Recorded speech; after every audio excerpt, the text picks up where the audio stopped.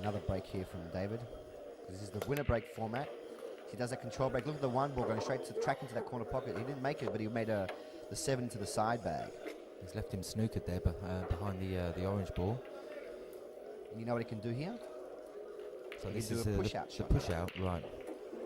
If he wants to. He may not want to because the one ball is hanging over the pocket. I mean, where do you push to when the ball's hanging over the pocket? Very rarely you're going to push. You're probably going to kick at this ball. It gives you more chances to kick safe, you know. And because if he pushes anywhere on the table, James Delahunty will be able to either A, pot the one, and if he pushes to a snooker, he'll just put David Rothall back in again. So he may be better advised here to kick at the ball off one rail and try and get safe with him, or put distance between them. Well, not an easy shot, Barry, nonetheless, and quite a vital one early on in the game. All the balls are very open, and it's not one that he wants to make the wrong decision on and leave his opponent with a nice run out. He's just thinking now where to put the white if he does decide to push. And he may push to a jump shot. Both these players are excellent jumpers. Both of them can jump the ball, no problem. It's quite a lot. It's a long jump shot though, that one, isn't it? Yeah, he's going to push. Why do you push to here? Oh, he's going to push the 2 ball safe. So even if James does make the 1, he's going to have a nice on the 2. It's interesting. He's pushing the 2 ball somewhere difficult. So if James Delahunty takes his 1 ball on, he can pop the 1, but he can't get position on the 2. That's good. That's what I'm saying about David Rothall. He's an excellent player. I think this might be possible. 2-3 cushions, the little bit of right hand side to land up. A lot of right hand side there. Oh, he's playing it's safe. very unlucky. That's the result that David wanted. That's the result he wanted. Now, do you like taking the 2-10 combination here? It's pretty much set in the middle pocket. Gee, I didn't see that until you said that, Barry. I think you might do that. And this is just the right medicine he needs as well. He's not going to do it now. He'd rather run the balls. I think put in the same position, I'd be looking at that combo, Barry. But if that 9 ball was lower, he could play the 2-10 combo and snooker the white ball behind the 9. So it's like a free shot. But yeah, he's backing himself to run the balls. It's probably easier for him to run the balls.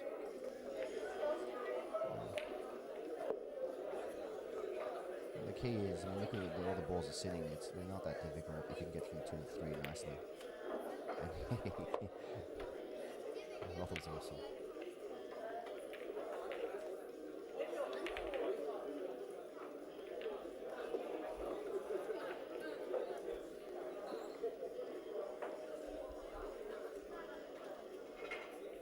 He's landed a little bit high on the 3. So he's going to have to do a bit more work with the white ball here to keep position. Or maybe just baby roll it. Let's see what he decides to do. Yeah, baby roll it. Oh, just one. Now he's got nothing to do but just make the ball and stop the white there. That's all he has to do here. Nothing fancy. You don't have to deep screw or anything or play the white ball forward. Just stop the white ball there. We give him a nice natural angle from the 5 to the 6 ball. Tell you what, the last 20 minutes, Jamie, have been all Rothall. he's been very powerful, Barry, and he's that's what can happen to you when you play these guys. James and Rothall just shut you right out. I saw James shut a guy out of the match 7 racks to 1. Just shut him right out of the match. I didn't even see the guy shoot. I don't know how he got 1 rack. I mean, this is what these guys can do to you. If you're playing a game like 10 ball or 9 ball, just sit them right down. In the last tournament, David Rothall broke and ran 5 racks in a row in 9 ball against Cody Richardson. Cody Richardson was on fire that day. He's a very, very talented player from Melbourne, now residing in Melbourne. But I mean, he just didn't get a chance to table to race a 7, and the first chance he got, it was 5 racks to nothing down. That can happen. And Rothall now, the last 15-20 minutes, is just taking control of this match. He might be down 2 racks to 2-3, but barring a couple of missed shots earlier, it could have easily been up 3 racks to 2 or even 4 racks to 1.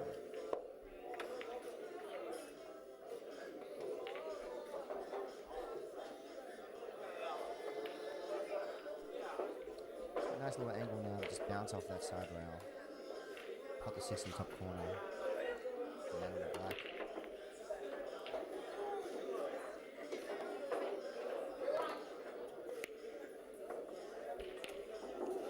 Oh, they do know.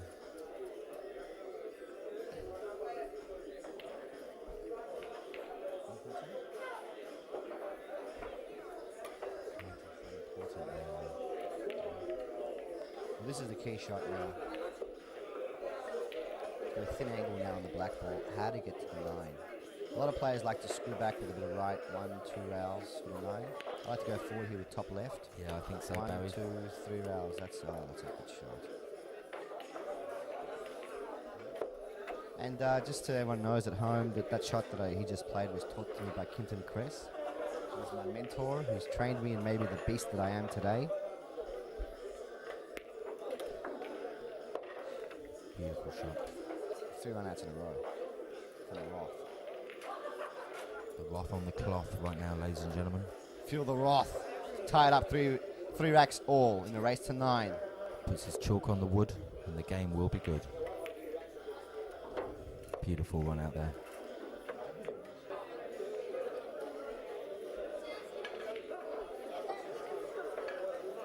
The score is now 4 racks to 3 with Delahunty to break. Delahunty just took the last rack. We had to edit out of the match. And Delahunty's break, he made a ball in the top corner, but he has no real shot on the 1. So let's see what kind of safety shot James can come up with here. I think he might end up just clipping the side of this 1 and leaving the white behind the 3 ball there. What do you think, Barry? They're really nice shoes that girls just wear. I should have promised. You know I have a shoe fetish, right? You and me both. I love shoes. What a shot from James. That was a great shot there. Wow, I didn't even see that. Look at this. He's just opened up the whole rack. Beautiful. One Just shows that. One thing I love about James, I'm just going to flip me over. James and Jamie, James. One thing I love about James, about Della, is I love how fluid he is when he's playing. He's just so fluid. Gets himself in a really good rhythm, and he's a power player. He can play powerful shots. I mean, it helps when you're as built as this guy is. He's very fit. He told me himself he does a lot of running, and it keeps him in shape to play these tournaments. But you know, these tournaments, it can take a lot out of you when you're playing for a whole weekend. Guys like you and me, I mean, you like your scotch, don't you? I like my Jack Daniels, and like my ciggies every now and then. And we're also getting on a bit. We're over in our mid-30s now. Oh, now and then. I think now and then being every 10 minutes, Barry. But yeah, being fit and being strong and being extremely talented the way that James is, it shows. It looks like he just got out of bed. He's nice and fresh. Yeah. 1, 2, 3, pause. Shoot. Yeah, he hits the balls the way they should be hit. Huh? He's like, hey, I'm James, and smash the 6 ball in, top right hand side, get on the 7 ball, bottom right hand side here, bang. Boom. This reminds me a lot of watching American pool. You know, Barry with them playing the shots very firmly with a lot of gusto, and he's great to watch. Those cue makes a funny sound hits the ball. It's like a very dry sound. You must be using a very hard tip. I think that might be that woman walking by in the high heels again, Barry. Possibly. A lovely break and run here from Della to put himself 5 racks to 3, edging himself closer to the final. Beautiful shot. I mean, closer to the final rack. To win the final. That's what I was trying to say. You guys know what I'm talking about. I knew you'd get that out eventually. Well, it's nice and safe, that one on the top cushion there, Baz. And if you're not going to pot off the break, I suppose that's it's kind of about where you want your first 1 ball to end up if you're not going to pot. He made a ball off the break. Now he's playing a safety shot here. Heaps left, 1, 2, 3 rails behind. That's the standard safety shot there in the ball. And you tuck the ball there. What ball did he make off the break? 1, 2, 3, 4, 5, 6, 7, 8, 9. He didn't make a ball off the break. Oh, the score's 5 racks to 4. Sorry.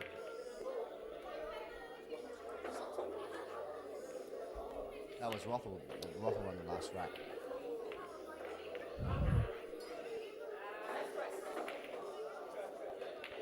I like these old style tables. I mean, it's probably quite a new table, this one, but it's... They're about 10 years old. Oh, the style, the way that they have the score on the bottom of the table there. Just behind the 5 and the 4 that you can see. Yeah, I really like these audio tables. They're very similar to the... I believe they're a copy of the Brunswick Crown 3 tables, which were the most successful Brunswicks ever made. And the Brunswick Crown 3s have got those scoring things at the bottom, which are awesome, especially when you're a little bit drunk and you had a few extra jelly shots like we usually have in the Empire. And so it helps keep track of the scores.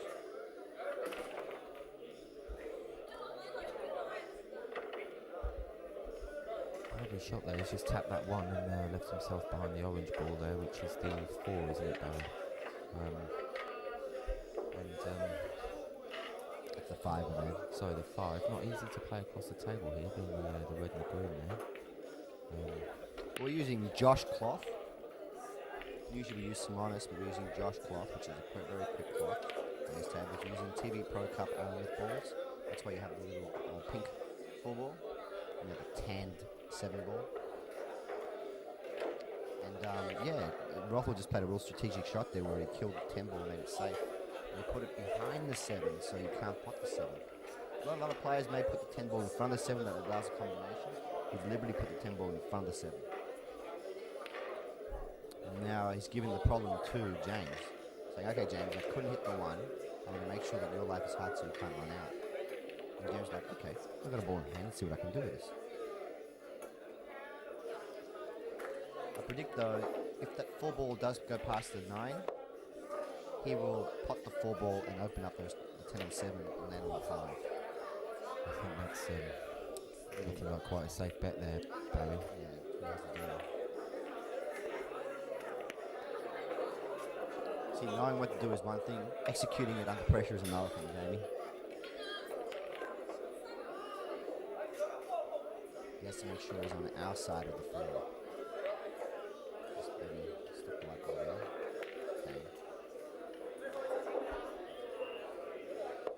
This is the key shot in this rack. Can he pot the 4 and release the 7 and 10 and still lay on the 5 nicely? But he's left himself in a place to pot it, so it's obviously going to go there. Lovely shot, lovely shot. And angle on the 5. I was thinking for a minute there he might have covered it up. The 10 ball might have sat the other side of the brown and covered him up again. Yeah, but he played that really well. Really well.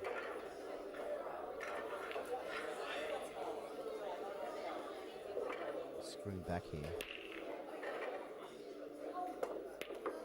Oh, awesome. Good control.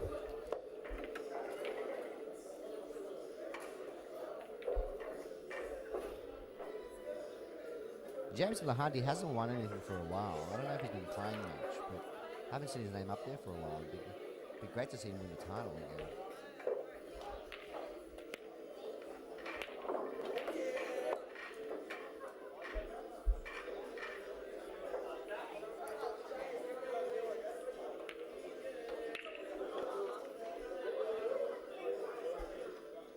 These shots are never easy. They're about a quarter ball hit on the 7. Bounce off one rail for the black off the bottom right hand corner. Oh, 2 rails. Clever.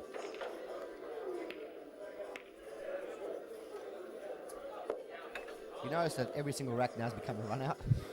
Now the players have warmed up, Jamie, and they've got the final nerves out of the way. Every rack's been a run out. It's awesome to watch.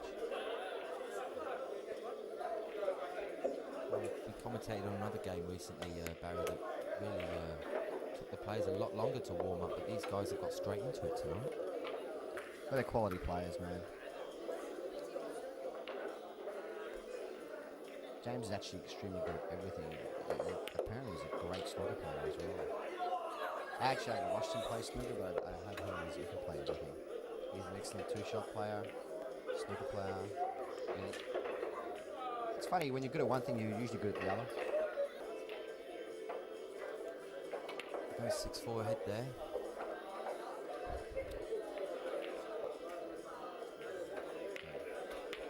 Delahunty to break here. Trying to make that one ball in the top corner. He made the 7 ball again the same. He played this one match against this guy. He broke him around 5 racks straight. It was awesome, man. It wasn't filmed because it was one of the earlier stages of the tournament, but it was just awesome to watch. Again, like I said earlier, you know what great skill it is to be able to pull that off. You know, 5 run-outs in a row. That's like 50 pots. But also you have to make a ball to break as well. You have to have a powerful break to play too well. To be able to make balls at the break. And look at this, he made a ball. And these great players, all they need to do is make a ball. And if they haven't got a shot on the low ball, they're going to figure out a way to tie you up to give themselves an advantage. Now what I see here is Rothall's got a 2-rail kick. He can't kick 1 rail because it tends in the path. He's got to kick 2 rails underneath the 1 if he wants to go this way. Looks like if he does so, though, obviously the 1's going to have to touch a cushion. 1 or 2 rails, kick. Beautiful. Look at this, it's a kick save. Snookered. Wow. What a lovely shot. Do you think he might be getting his jump cue out here, Barry? I don't think he needs to jump this. I think he can swerve this. I don't know. If he does get his jump cue, though, I hope Peter Panopoulos isn't standing in front of the camera again. Here we go, the jump cue comes into play. He's lining it up. See how the good players, they line it up when they're down, and they get up afterwards. Now he's just going to keep focusing on that white ball.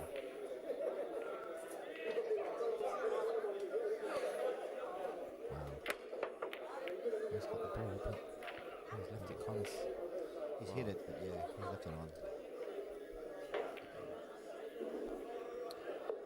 These are some of the hardest shots to play in the game right now. You can't take anything away from these players, Barry. Some of the times when I think they've left the other player a really tough shot, they just go and pot it, you know, like it's you know, like cutting through warm butter, with such ease. Why I say it's a hard shot is because you can roll this ball in and go straight up the table. I like to place a little bit of right hand spin so the white ball doesn't go away from there. He's going to cool part. See, this is the problem with that shot. Now he's going to thin on the 2. He's have to play cross table for the 3 ball in the same hole, I think.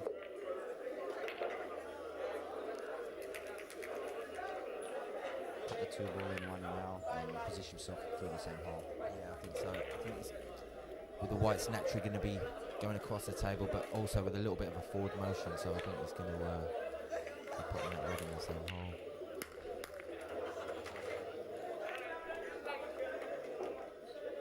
Now he's got a Chinese snooker on the 6. It's called a Chinese snooker. Have you heard that term before? I have, but I always thought a Chinese snooker was when you were snookered by the lip of the pocket. Similar, so if that's a Mexican snooker, my man. Where the pink is now on the table, but more into the pocket. If the white ball was stuck there, that would be a Chinese snooker. But there's a lot of terminology used in the UK, though, Barry. That they have different. Well, it's almost like you know how we would call it position, and the Americans would call it English, and rails and cushions and yeah, stuff's different. And the other day I was playing somebody who played what I know as a plant, but they called it a cannon. And growing up playing snooker, I know as a cannon is when you play off a ball to strike. The Americans call it combination. Combination. No. A plant is a combination. Combination, like when you hit one ball onto the other to pot the second ball. That's what I know as a plant, but some people call that a cannon. When I know a cannon is like there, he's potted that red and screwed into the green. Yeah, that's a cannon. That's a cannon. Is how I'm educated. But you know, different places, different strokes, different folks, Barry. Yeah, but some people also have the wrong terminology locked into their memory banks too. Well, this shot as well. Right now, he's going to get on the 5 ball. Gee, it makes it look so easy. James, you're making it look too easy, my man. Nicely played. But I love seeing players play like this. It makes commentating so easy for us. He's got to assure himself a good angle on the 6 ball here, though, to get back to the black. The black's on the bottom rail. Beautiful. So a nice screw down the rail here, or parallel to the rail to pop the black in the opposite corner pocket down this end of the table. He's using the loop bridge there as well. He's going to clash with the black there. He's going off a cushion. It's a great shot. Lovely kiss. Camera went out of focus there. I just enjoyed that shot so much. I got excited. It's a good-looking bloke, James, too. I think it adds to his difficulty to play against. You're playing guys good-looking and good player as well. Does that affect you sometimes too, Jamie? I think he's just got it all, this man. You know, he's somebody to be jealous of, Barry. He's a really nice guy as well. He's a really nice guy to talk to. I bet, you know, knocking balls in with ease in probably several parts of his life. Sorry about that, ladies and gentlemen. I'm being somewhat affected by this man's evil brain. Well, at the moment, James Delahunty's in driver's seat. He's leading 8 racks to 4. He's on a break. It's a big break here. It's the last time he'll be breaking in this match, and he wants to see a ball go down. And that 5, almost went in the hole, but didn't. But second prize, he hasn't not left a shot. He hasn't sold out at all.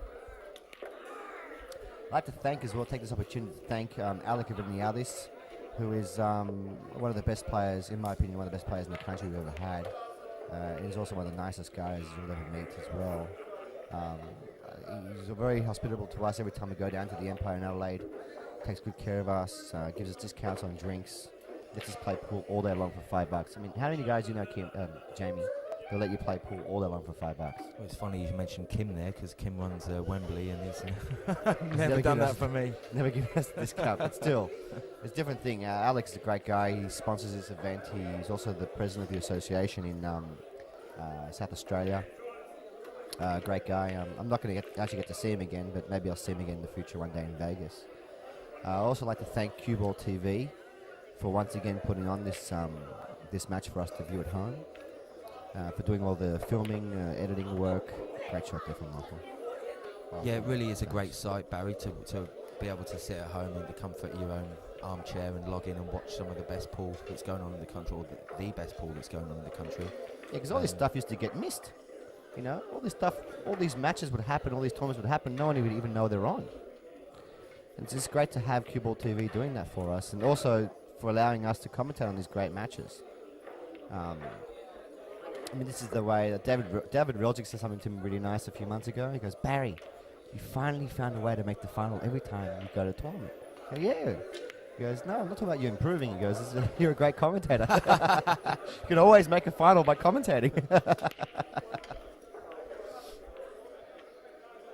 Yeah, thanks to Kimpton as well. He's put together a great site, and I really enjoy going on it. And it really is a pleasure to be able to be here today with you, Barry, and have a good little commentate on such a great game. 2 great players and some flawless pool going on.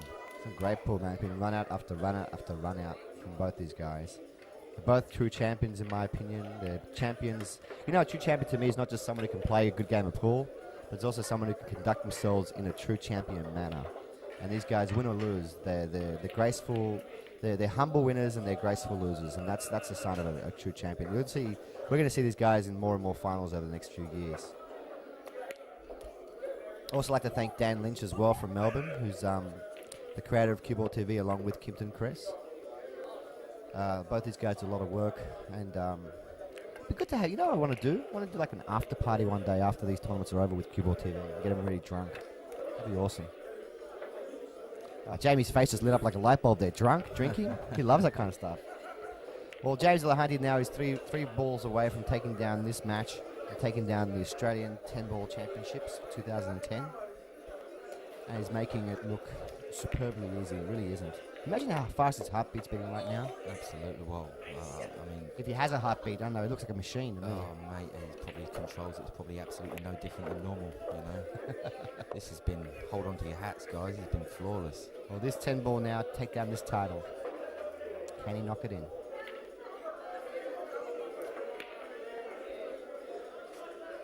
Well done, James. Beautiful shot. Well done, James. Thank you very much, Jamie. It was a pleasure commentating with you. Thank you very much, Barry. And look forward to seeing you soon on Cue Ball TV. Good night. Thank you. Thanks, guys. Bye.